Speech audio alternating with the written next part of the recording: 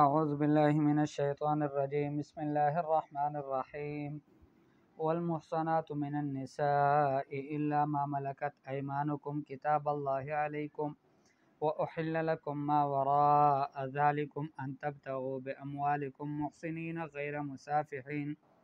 فما استمتعتم به منهن فآتوهن اجورهن فريضة ولا جناح عليكم فيما تراضيتم به من بعد الفريضة ان اللہ کان علیما حکیما صدق اللہ العظیم۔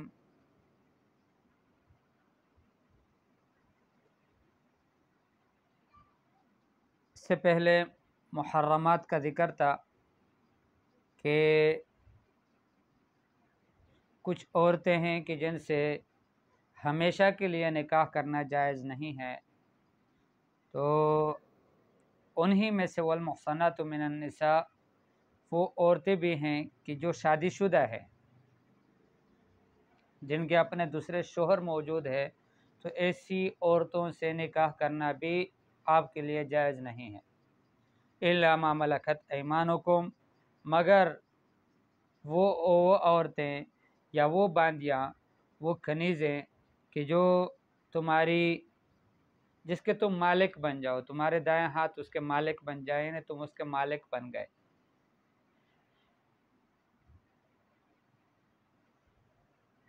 جب مسلمان جہاد کے لیے جایا کرتے تھے تو وہاں پر دارالحرب سے کچھ عورتوں کو بھی پکڑ کر لاتے تھے قیدی بنا کر۔ اب ان کے جو شوہر ہوتے تھے وہ تو چونکہ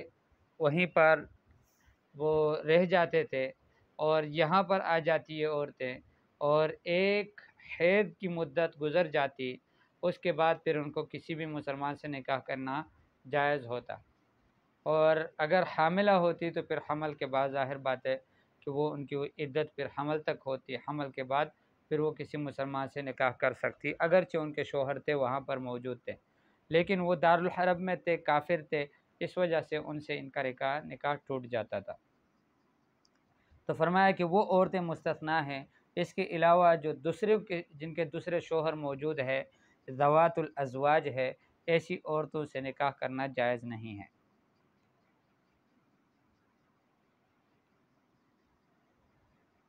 کتاب اللہ علیکم، یہ اللہ جل جلالہ کی طرف سے مقرر ہے تم پر،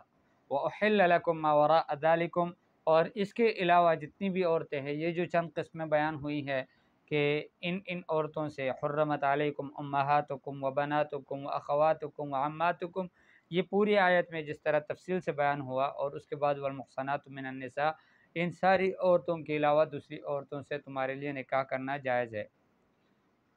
وَأُحِلَّ لَكُمْ، اور حلال کر دیا گیا ہے تمہارے لیے، ما وراء ذالکم، ان کے علاوہ، ان تبتغوا باموالکم محسنین غیر مسافحین، کہ تم اپنے مال خرچ کر کے بطور مہر لگا کر اپنا مال،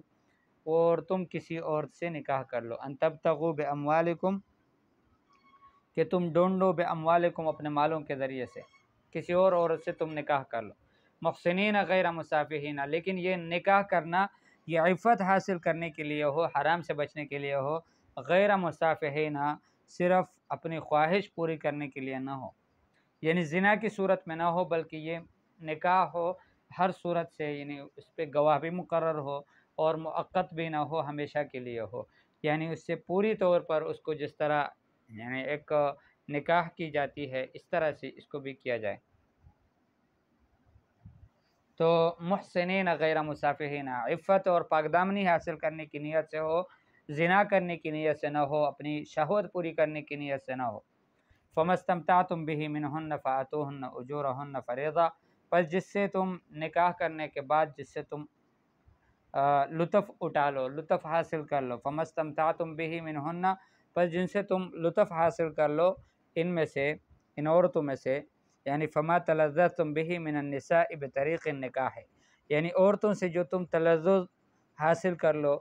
لطف اٹھاؤ نکاح کرنے کے ذریعے سے، تو پھر کیا کرو، فأتوہن اجورہن فریضہ، تو ان کا جو مہر ہے وہ ان کو پورا پورا دے دو کہ جو مقرر ہو۔ ولا جناح علیکم فیما تراضیتم به من بعد الفریضہ، مقرر ہونے کے بعد، نکاح مہر مقرر ہوا، اس کے بعد اس کے بعد تم نے اس کو ادا کرنا چاہا، اب اس میں کچھ کمی بیشی ہو گئی یا تمہاری طرف سے یا ان کی طرف سے، اس میں کوئی گناہ تم پر نہیں ہے، لیکن یہ مقرر کرنا اور اس کو ادا کرنا یہ تمہارے ذمہ ہے۔ ولا جناح علیکم، اور تم پر کوئی گناہ نہیں ہے، فیما تراضیتم بہ، کہ جس پر تم خود آپس میں رضامندی کر لو، من بعد الفریضہ، بعد اس کے کہ وہ مقرر ہو چکا ہو۔ ان اللہ کان علیما حکیما، یقین رکھو کہ اللہ جل جلالہ وہ علم والے بھی ہیں، جانتے بھی خوب ہیں، اور حکمت والے بھی خوب ہیں۔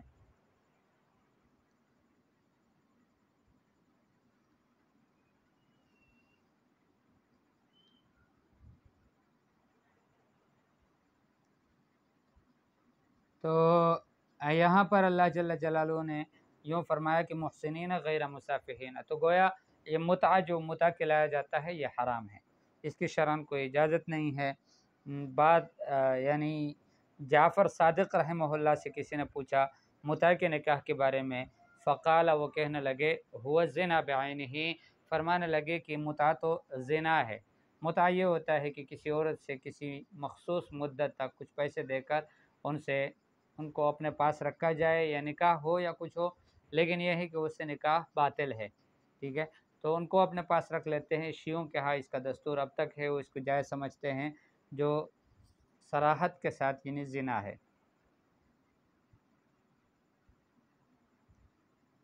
وَمَن لَّمْ يَسْتَطِعْ مِنكُمْ طَوْلًا أَن يَنكِحَ الْمُحْصَنَاتِ الْمُؤْمِنَاتِ، اور جو تم میں سے طاقت نہ رکھے، وَمَن لَّمْ يَسْتَطِعْ، اور جو طاقت نہ رکھے، منکم تم میں سے، طولاً یعنی اس بات کی طاقت نہ رہے اس میں، این کہ یعنی اس میں گنجائش نہ ہو، اس طولاً کا معنی ہے اس کو گنجائش نہ ہو، این کہ المحصنات المؤمنات، کہ وہ نکاح کر لے پاک دامن محصنات مؤمنات سے، پاک دامن عفیف قسم کی آزاد عورت سے، ایمان والی عورتوں سے، فمما ملکت ایمانکم، پھر ان میں سے کر لے تو وہ اس کو گنجائش ہے ایسی عورتوں سے کہ جو تمہاری باندیاں ہیں، من فتیاتکم المؤمنات، تمہاری ان بچیوں میں سے، ان لڑکیوں میں سے کہ جو ایمان والیاں ہیں، یعنی ایمان والی جو عورتیں ہیں وہ ان میں سے تم یعنی ان میں سے نکاح کر سکتے ہو۔ واللہ اعلم بایمانکم، اور اللہ جانتا ہے تمہارے ایمان کو۔ گویا ایک طرف تو ان لوگوں کو کہ جو نکاح کی طاقت نہیں رکھتے آزاد عورت سے نکاح کرنے کی، ان کو شرعی طور پر باندیوں سے نکاح کی اجازت مل گئی، اور ساتھ ساتھ میں یہ بتایا گیا کہ باندیوں کو بھی حقیر نہ سمجھا جائے، اس لیے کہ ایمان کو اللہ جانتے ہیں کہ کن کا ایمان زیادہ ہے، اور ایمان کا تعلق دل سے ہے، اعمال سے ہے، وہ کس کے اچھے ہیں یہ تو اللہ جل جلالہ جانتے ہیں۔ بعضکم من بعض، تم سارے ایک دوسرے سے ہو، یعنی تم سارے انسانیت میں ایک دوسرے جیسے ہی ہو، بس یہ ہے کہ کوئی آزاد ہے، کوئی وہ جو ہے وہ غلام ہے اور باندی ہے، اس طرح سے وہ کوئی مملوک ہے۔ محصنات غیر مصافحات، ان عورتوں کی بھی نیت نکاح کرنے میں وہ پاک دامن رہنے کی ہو، غیر مصافحات، صرف خواہش پوری کرنے کی نہ ہو، ولا متخذات اخدان، اور وہ چھپکی جو ہے وہ یاریاں لگانے والی بھی نہ ہو۔ اخدان یہ خدن کی جمع ہے، اور وہ اس کا معنی ہے الصاحب یزنی بالمرأة سرا، یعنی وہ شخص کہ جو کسی عورت سے زنا کرتا ہے چھپکے سے، تو ولا متخذات اخدان، وہ چھپکے سے کسی سے یاریاں لگانے والی بھی نہ ہو۔ فاذا احسن فان اتین بفاحشۃ، پھر جب یہ عورتیں ان کا نکاح ہو جائے اور نکاح کے ذریعے سے یہ ایک طرح سے محفوظ ہو جائے، فَإِنْ أَتَيْنَ بِفَاحِشَةٍ، پھر اس کے بعد اگر یہ کوئی بڑی برائی، بڑی بے حیائی کر لے، یعنی زنا کا ارتکاب کر لے، فَعَلَيْهِنَّ نِصْفُ مَا عَلَى الْمُحْصَنَاتِ مِنَ الْعَذَابِ، تو ان کے اوپر آدھا عذاب ہے اس کا کہ جو دوسری محصنات پر ہوتی ہے۔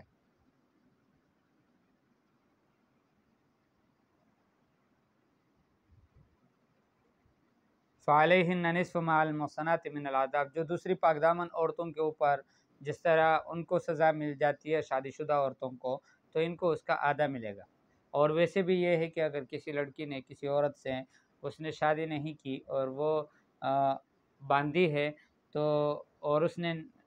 نے کہیں زنا کر لیا، تو اس کی سزا جو ہوگی وہ آدھی سزا ہوگی بنسبت آزاد عورت کے. آزاد عورت کو 100 کوڑے لگتے ہیں تو ان کو 50 کوڑے لگیں گے.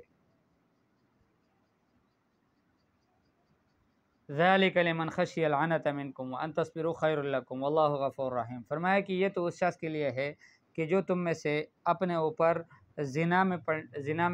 زنا سے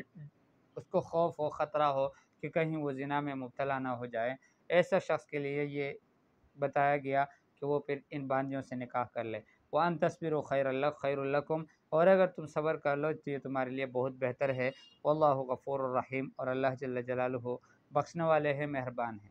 یرید اللہ لیبین لکم، اللہ جل جلالہ چاہتے ہیں کہ بیان کر دے تمہارے لیے. ویہدیکم، واضح طور پر تمہارے لیے بیان کر دے. ویہدیکم سنن الذین من قبلکم، اور تمہاری رہنمائی کر دے ان لوگوں کے راستے کی کہ جو تم سے پہلے گزرے. ویتوب علیکم، اور تمہاری اوپر متوجہ ہو جائے. واللہ علیم حکیم، اور اللہ جل جلالہ جاننے والے ہیں، حکمت والے ہیں. واللہ یرید ان یتوب علیکم، اور اللہ جل جلالہ چاہتے ہیں کہ تم پر مہربانی کر لے، تم پر متوجہ ہو. وَيُرِيدُ الَّذِينَ يَتَّبِعُونَ الشَّهَوَاتِ، اور وہ لوگ کہ جو اپنے خواہشات کی پیروی کرنے والے ہیں وہ چاہتے ہیں ان تمیلوا میلا عظیما، کہ تم دور ہو جاؤ، بہت دور جا پڑو. ان تمیلوا میلا عظیما، کہ تم بہت دور ہو جاؤ، ہٹ جاؤ اپنے سیدھے راستے سے اللہ تک پہنچنے سے. یرید اللہ ان یخفف عنکم، اللہ جل جلالہ چاہتے ہیں کہ تم سے ہلکا کر دے.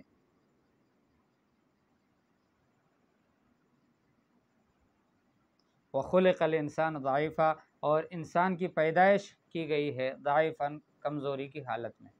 عام طور پر، خاص طور پر عورتوں کے مسئلے میں، یعنی جو اس طرح سے شہوت سے متعلق مسائل ہیں، اس میں تو انسان بہت کمزور ہے. اللہ نے اس کو کمزور بنایا، لیکن ساتھ ساتھ اس کے لیے ایک راستہ بھی بنایا، آسان راستہ، اور وہ نکاح کا راستہ ہے. اللہ جل جلالہ ہم سب کو پاک دامنی والی زندگی نصیب فرمائے،